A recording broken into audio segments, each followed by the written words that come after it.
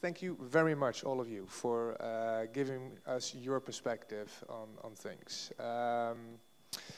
We've heard some grand visions. We've heard your visions and your challenges that you're having within your particular institutions and portal and initiatives. There's something very appealing about this commons. I think it's sometimes hard to really get a handle on what it is exactly, this commons. But we all seem to like the idea that we're doing something that's very close to our public mission, that it's openly available, accessible, people can do things, that we're part of a grant initiatives that will underpin the knowledge economy, things like that.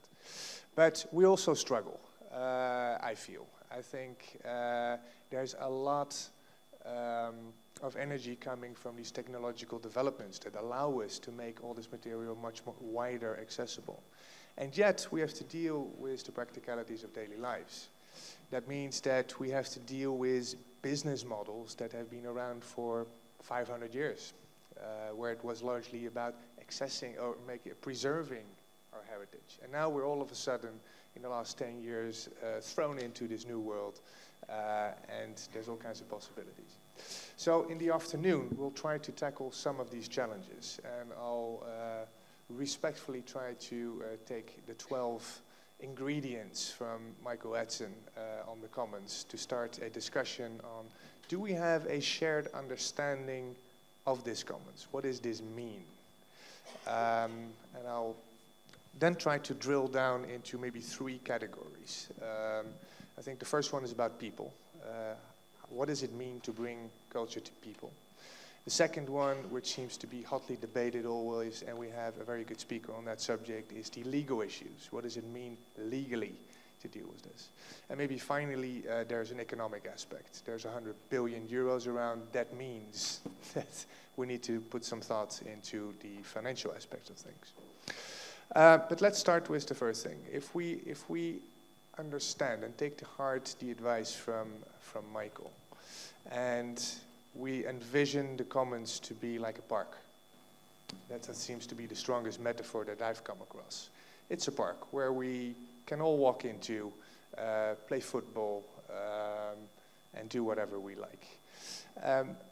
Is there room in this park for private initiatives? I'm trying to get close to the things that I really enjoy thinking about.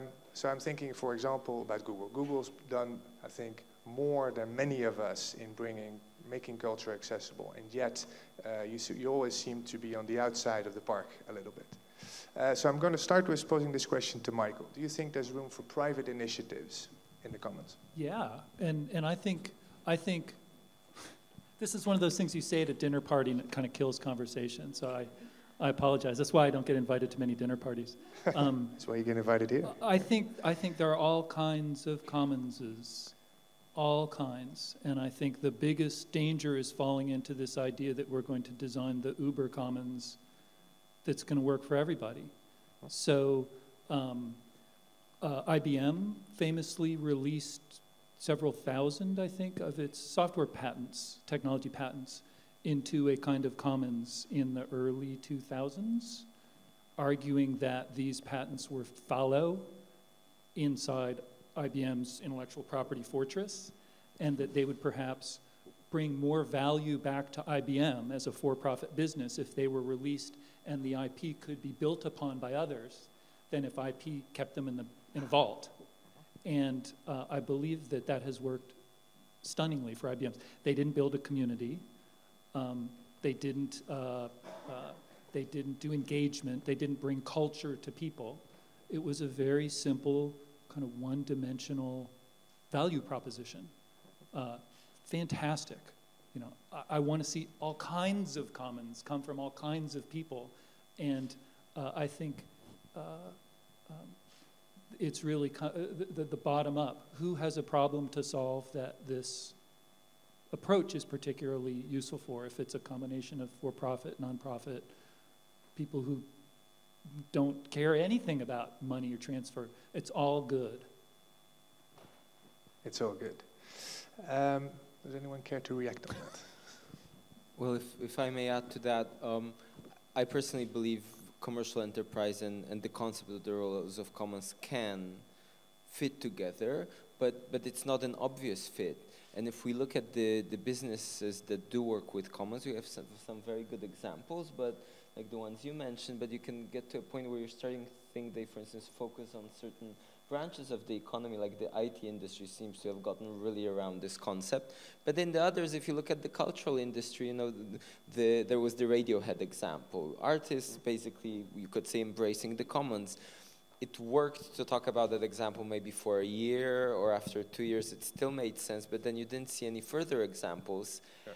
And there's not really much you can do other than to say that this model maybe doesn't work. And there are, of course, all these freemium models, and I think they're viable, but we have to take into account that there are also business models that don't work in the commons paradigm, and that's okay.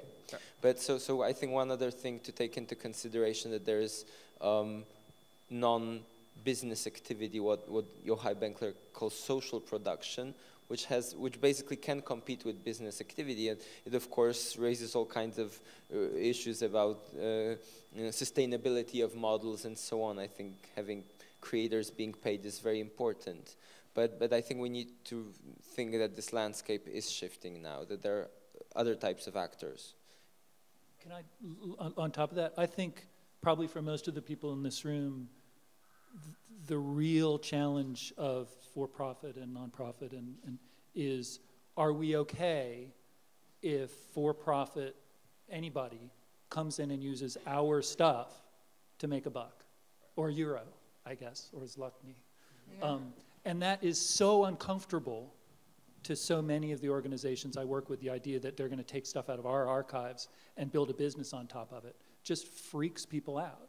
And I think it's a real barrier to moving forward with this. In fact, it's a barrier that means that private institutions will win the game because we're not there. I mean, I like the idea of a park. I think we are part of the furniture of that park, as are the Googles, the Wikipedias, everything else. We're all in that park. The users will choose what to use, not us. We can't force them into it. But if we're not in the park, well, they're not going to find us. They're not going to play with us. I think that's really important. The 13th ingredient that Michael mentioned was trust. And I suspect when Google take to the stage that everybody in this room, who's mostly from the public sector, feel kind of, I don't quite trust them. And I'd like to throw that at Google to say, how do you think you can build trust with this sector? Agatha, sorry to put you on the spot there. I hope we actually do share the similar purpose in our activity. As it was mentioned by my predecessors, there are different models of pursuing the same goals, but I think the outcome is exactly what everyone wants to achieve, to make culture available and useful to people around the world. And here we talk about Europe, right? So let's focus about Europe. And there are different ways to do it. I think there is a great contribution that can be done by the private sector. There's not, I mean, the public sector cannot, of course, carry the whole burden of making culture available. And I think that's where private sector, and it's not only about Google, as said, there are so many different business models, different companies, very often small ones that start with a great idea and bring a new, completely new product to the world that makes culture available. Yeah.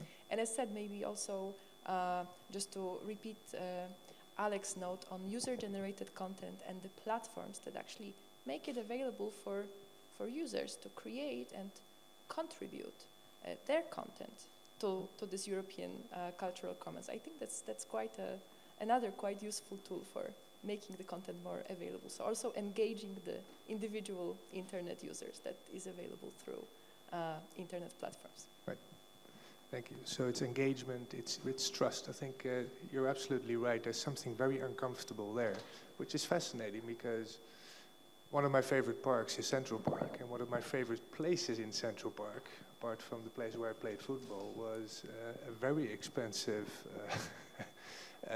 place, the Boathouse, where you could buy a beer for $6. So for some reason, we've been able to accommodate private sector in that commons much better than we can do it here for some reason. So I think it's something to tackle. Is there someone in the audience who wants to raise a question on this subject? Susan.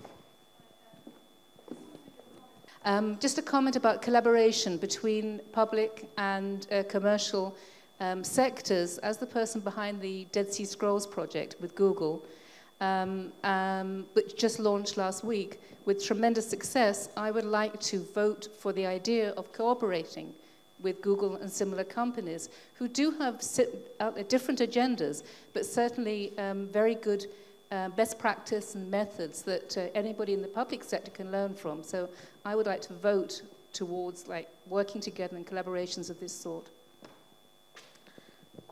That's good. Collaboration. So there's room for collaboration. We just need to figure out how and what the conditions and the parameters are, I think, to get closer to that. And it need to be a kind of a win-win situation. There are a lot of possible cooperations where both sides gain from it. Yeah. And I think this is the point I think we have to make out. Yeah. You don't marry someone just making a project together. So, you know, there are different types of cooperation, and I think we should deeper look into this. And there's a lot then in private-public cooperation activities. Okay. I'd like to move the subjects now maybe to users. We all say, and we always say that users are central, and it's really important to cater to them. We've heard Louise talk about that. We've heard Angelina talk about that. Also, there's also a bit of sense of uncomfortableness about the word engagement. What does that really mean? And I think the other question about that is, are we really equipped for this? And I'm looking at you, Peter. You were mentioning that ApeNet has as one of its ambitions to create stories, almost. And I think there's a story or the creation of history in everyone who starts looking for their grandfathers. How do you feel that archives are equipped for that challenge? I'm afraid we're on the beginning of this track. And we have to explore the technologies for it. But I also think that there was somebody mentioning that we should use the commercial tools that are out there. But I also think that the institutions and the initiatives will have to create their own tools for user-generated content in one way or another to sort of, it doesn't have to be tools that or functions that work continuously, but some sort of environment that is dynamic and can sort of take on the users, but also when the users go away, the function also goes away, and it comes up again in a new setting, depending on what the users want to create. So this is one of that is on top of my wish list for the future. Okay. One could say, maybe I think Alex suggested it, or, you know, that's all great, and you want to engage with an audience. Why reinvent the wheel? There are fantastic tools out there. Flickr, the Commons, etc., etc. Yeah, sure. I know it's controversial, but we just launched a new version of our portal yesterday, so we should all ask that question. I don't have any real answer. What I do think is important is that the functionalities, the technology behind it is sort of equipped for just one situation. I think that Flickr or Facebook are too general. It's too general to be able to house the special needs. We were talking in a previous project about communities of practice. I think you've heard that term. And the communities of practice should be a technology that just pops up when it's needed and shuts down when it's not needed anymore. So that, that we can sort of explore it when it's needed. I can't explain. Yeah, it is a question. Alex. So I think I'm not maybe the best person to answer the question about use of commercial services by public institutions. I don't represent one, but my feeling is there are very good reasons to do it. One is cost effectiveness, and the other is these tools are often very good. There's a theory that just the public institutions are not as good and not as innovative. But what's important is I think that the use has to be very prudent and not overly reliant on these applications and following rules and standards. I think that's the mechanism that can make institutions and everyone feel comfortable that you're, for instance, handing over content. But just to say a bit about the users, I think I wanted to mention two things. I think we're getting to a point where this belief that was popular in the first decade of this century that everyone is creative, we're starting to realize this is not true. It's quite a rare potential to be creative. And the theory that you can just open content or put it on Flickr, of course it's documented that it generates traffic, and yes, people do mark up photos and say what's there, but I think we need to put more effort into it to get those special people involved. So I like projects like Wikipedians in Residence where they're giving them some sort of special status. Having said that, I think there's still great potential in users. So one thought for Europeana when we were talking today about the public domain and how it's often wrongly marked. So put a flag there and let the users mark, you know, hey, this library is wrongly attributing copyright to a work. They'll get it wrong some of the time. I think still it could be a very good way to solve this one problem through the users, but you need to start trusting them. That's the challenge probably. And then the hard part will be to convince the institutions downstream to change their metadata on the basis of some user's suggestion. Thanks. Joe. Good idea. It's easy for me to say. Yeah, no. I'm slightly worried about that one. I think it's a great idea.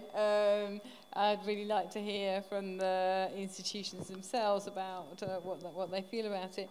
I think from the user point of view, what I'm most concerned about is the knowledge flows between all of us. How do we make sure they find this stuff that's in the park? So we're proliferating, we're adding more ways of finding, but we're not actually joining that up very well. And you could say, yes, okay, let's put it all into Google. That is one way of doing it. But Google doesn't work very well for metadata. In fact, it works very, very badly for metadata. It wasn't constructed to work for metadata. That means it won't find the audiovisual content, the paintings, those kinds of things which exist in our institutions. So the question I would really like to solve is how do we work together to target user groups? Is that the right way to go forward? And how do we work together to ensure that the user can find everything that they're looking for? How do we make those knowledge flows work? Yeah, I think that's... Yeah, that's about standards and metadata, and I think the archives actually are all about metadata, and has been for centuries actually. That means they're particular about it, but on the other hand, I totally agree. I think that the basis for a sustainable service is metadata when it comes to cultural heritage material. Any thoughts from the audience on this one? Over there. I suppose something that I wanted to ask you is that it seems to me the National Library of Ireland, almost 80% of its content is still not even catalogued, let alone digitized. You know, and there is phenomenal, and at the university that I work at as well, we're trying to collaborate together to think about new answers in new formations of collaboration in forging new communities with each other across the island. But it seems that many countries involved in this will, we're all at different stages of either post-independence, we're either very new formations, or we're still partitioned. The economic crisis in Europe is really hitting national cultural institutions in a very direct way that I don't think is actually publicly being engaged with. The crisis that's economically hitting the libraries, for instance, in terms of staffing levels, is going to have a huge impact on how we're able to make our materials accessible.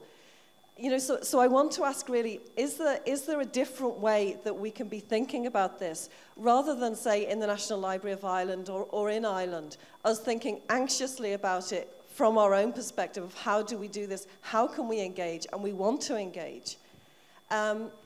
Is there a broader commons kind of way in which we can think about how to get our material, our national material, catalogued, digitized, to get it to that point so that we can reach and engage with those international audiences and make the materials accessible? Very good question, I think. Michael. I'll jump in on that one. So I don't know that I can answer your question, but it gives me very strong sensations about what I think the right direction is. Whether there's an economic crisis now or whether there's a general change in public attitudes about cultural institutions, we're going to increasingly be called upon to demonstrate our value in society. And that's when Wikipedia can beat Encyclopedia Britannica, when 97% of all research inquiries travel through Wikipedia at one point or another. My institution, whose mission is the increase and diffusion of knowledge, can't even touch that. We're going to be called to task year in and year out to demonstrate our value in society. And I think though you have 80% of your collection is not even cataloged, 20% is. And if you can adjust your outlook within your institution to find and celebrate and help on an individual basis the people you are super serving. So that's one of the Silicon Valley startup entrepreneurs said, super serve your niche. You're going to generate over the years an army of passionate users and fans who will defend your role in society as well as shape it. I mean, that's really, it's for them, by them. I think that's the long-term play in this. And I think it's to do it with humility, but to get in there and find the people who need you and love you and use you now and ask them, how can we help you to be successful? That's where you get the dividends over the long run. No one's gonna storm the Irish Parliament demanding more money for digitization without that. You'd be surprised. And one last breath, all of those things I think yield to what we know about web and new media production now. Those are classic product development workflows that we're just not really great at yet, but they will all yield to those sorts of thoughts, I'm sure of it. Come find me and punch me out if I'm wrong. Thanks, Michael. Louise. I'm not the expert on this, but surely we need to work together on shared infrastructure and processes. I mean, Ireland is one of the legal deposit libraries, along with the libraries in the UK. So a lot of that stuff must already have been catalogued by someone, so that we move away from, as Jill says, the supply side of focusing on getting stuff in, cataloguing, etc., to impact on users, which is where Google wins hands down. They do it a lot better than we do. So let's move from, all these supply issues and processes and procedures to impact on users. Yeah, good point. I still think we have an issue to solve. We have some long-term perspectives, which are great. You call that a civic investment, I think, Michael. But you have a short-term problem, I think, to solve. Europe has a really long-term problem with the economic crisis. And national cultural institutions national cultural institutions have a really major crisis on their hands that is not a local one, that is European and ultimately, of course, global. And I think we need to take much more care and note of what's happening in this economic crisis to our national cultural institutions, because in a way it's being sidelined. Yeah. So we should be sharing the platforms, sharing the bibliographies, sharing, you should be taking everything that's Irish, distributed elsewhere in the world, in the Smithsonian Commons, from Australia, from Europeana, and you should be able to show that, and that starts to build the, then I think, taking up from what Michael's just said, users need to know that we are there to be able to defend us. So I keep coming back to this, we've got to be in this commons, we've got to occupy it, we've got to encourage people to realise that this stuff is there for them. Okay. I'd like to take one or two more questions from the audience before wrapping up. Sir. Actually, I'm having a comment rather than a question. I'm coming from the natural history domain, and we are also dealing with huge amounts of materials.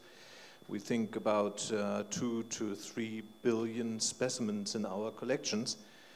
We have some percents digitized of those in textual form and very little multimedia data on it. So we were thinking in the context of the Global Biodiversity Information Facility, which already provides about 230 million records of these specimens to the public, how to go about the rest. And we think that demand-driven digitization is the answer. But for demand-driven digitization, you need metadata. So you need the catalog data to start with. And we often don't have that in natural history collections simply because you used to go there and find your material.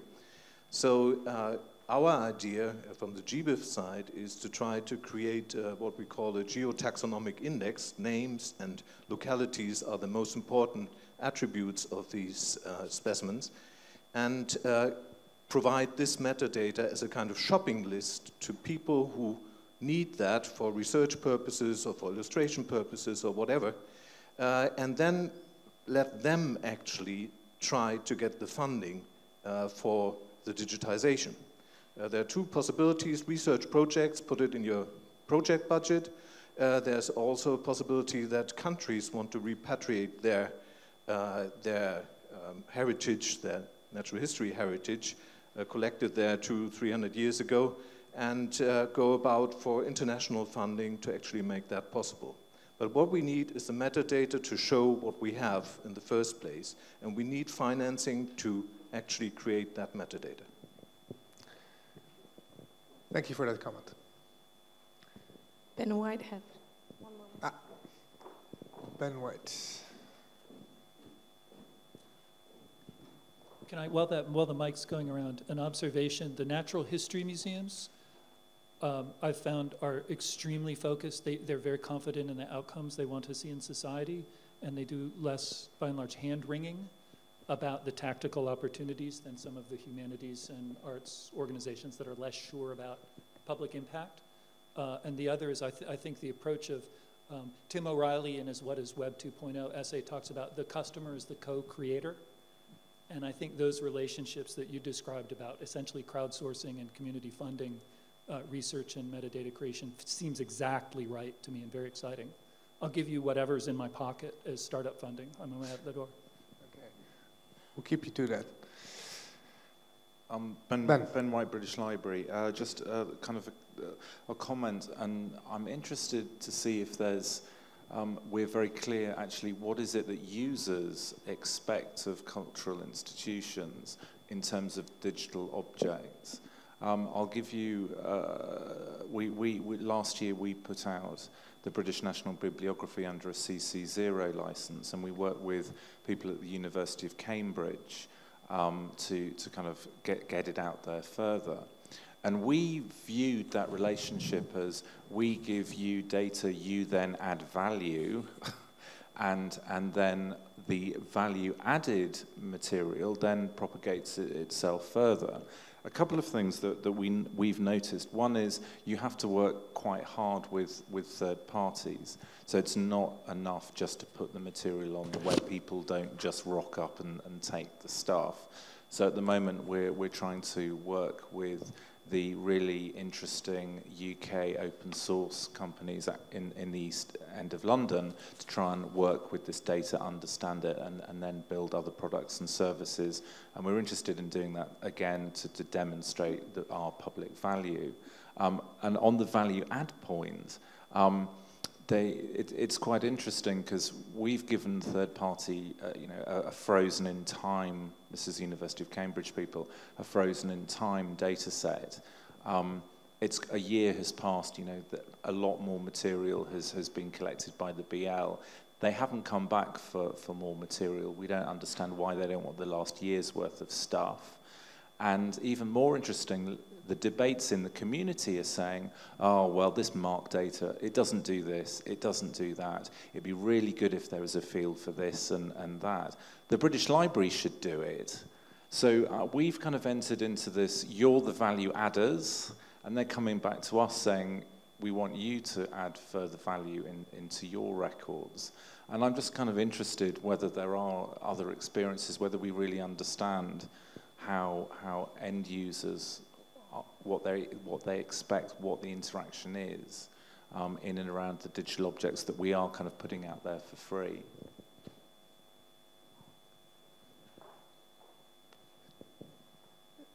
Yeah, Michael, yeah. Do it. You can do it. A quick answer, and then I'd like to invite everyone to have a good round of discussion this afternoon where we can really dive deeply into these topics. Thank you. Yeah, those are really interesting examples and use cases, and again, I think it just depends on the community and the content. There's no, I'm going to tattoo on my forehead on the way out, long tail. This is a long tail marketplace, and our institutions are built to think about hits, aggregating huge audiences with similar characteristics, and it doesn't work like that anymore. I think that's a fundamental change in perspective for our institutional decision makers that we just haven't quite grokked yet. Okay.